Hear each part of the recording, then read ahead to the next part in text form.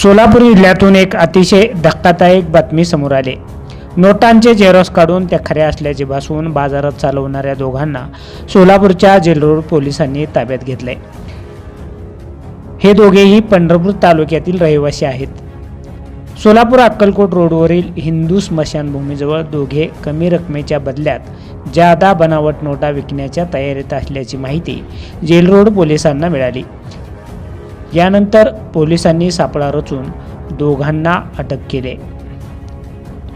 राजू विश्वनाथ चोरमुले राहणार पंढरपूर आणि अतुल भागवत तावरे राहणार करकंब तालुका पंढरपूर अशी अटक केलेल्या दोघा संशयित आरोपींची नावे आहेत।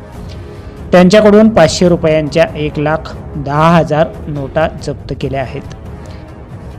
या नोटा त्यांनी झेरॉक्स काढून खऱ्या नोटासारख्या बनवल्या होत्या। कमी किमतीत जादा नोटा देण्याचं आमिष ते दाखवत असल्याचं प्राथमिक तपासामध्ये निष्पन्न झालं असून दोघांना अटक करून न्यायालयासमोर उभं केलं असता त्यांना 3 दिवसांची पोलीस कोठडी सुनावली। या गुन्ह्याचा अधिक तपास सहाय्यक पोलीस निरीक्षक संदीप पाटील हे करत आहेत।